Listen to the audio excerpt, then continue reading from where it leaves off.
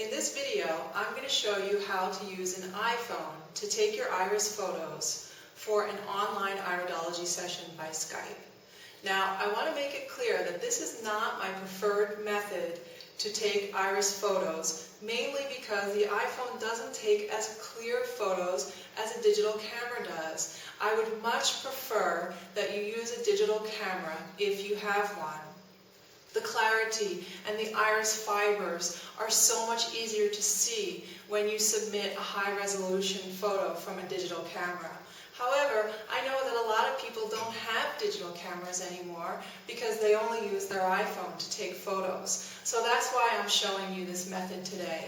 Now, one thing that's important to know is that you need to have a minimum of iPhone 4 or iPhone 5 to take iris photos. If you have an iPhone 3, the camera resolution is just not good enough and the photos will be too blurry.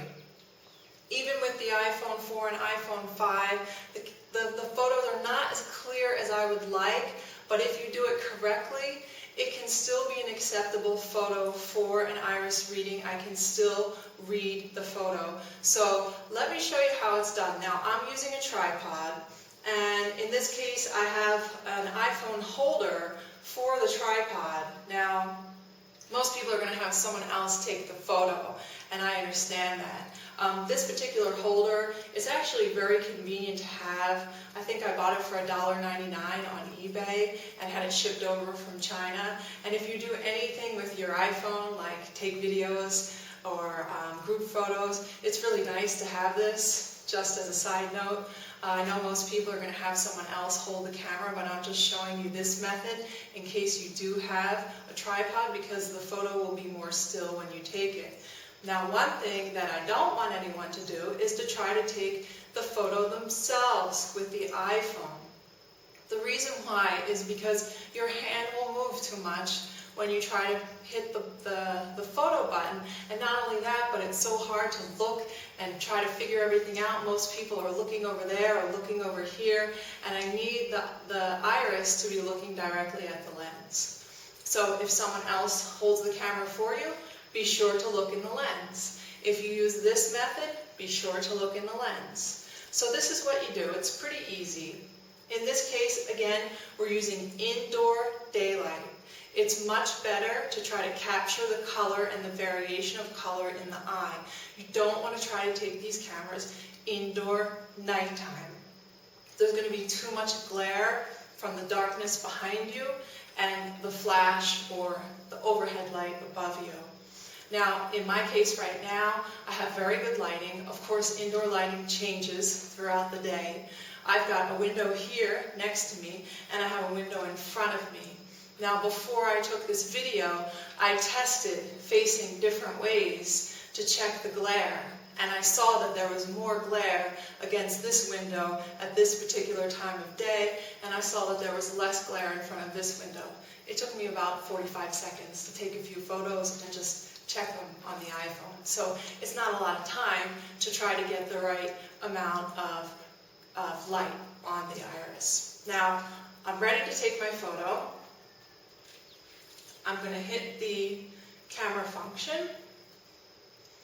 It's really easy. Again, whenever we take iris photos, I need to see the whole iris. So try to open the upper lid and the lower lid. A lot of people have eyes that are a little bit droopy, or they're looking a different way and I can't see the whole iris. So we're going to hold the iris open. I'm going to get close to the camera, and I'm going to look at the camera lens. You don't want to look at yourself in the picture, and you don't want to look at the press photo button, because then your eye is not going to be centered on the photo. So I'm going to look at the lens, and I'm going to hit the button. And then, just to be sure, because I don't know how clear it's going to be at that distance, I move back just a tad, look at the lens, take another photo, move back just a tad, look at the lens, take another photo. Now I can check all of these. It's that easy. So I have the photo here, and I'm going to enlarge it, and I can see It's not perfectly clear, but it's pretty much as good as you're going to get on an iPhone.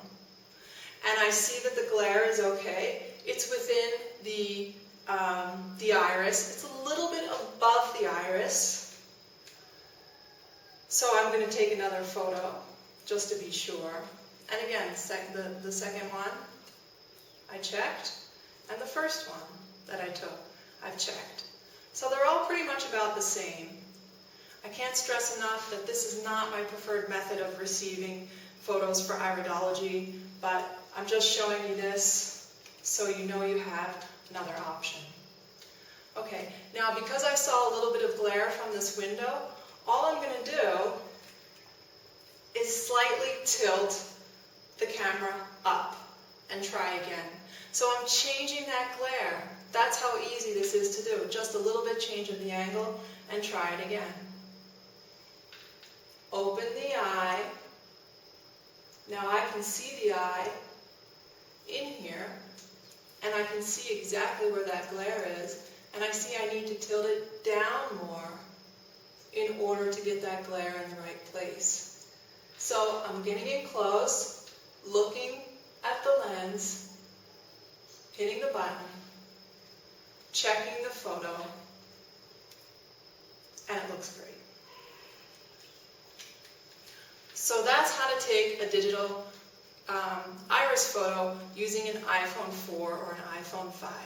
If you have a digital camera, please, I know I've said it a few times, but please take the time to use that. We'll get a much more accurate reading for you if I can see more detail in the irises. So if I ask you to take additional photos, I'm not trying to give you a hard time.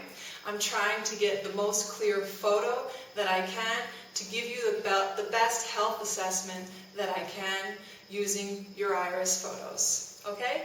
Thanks so much.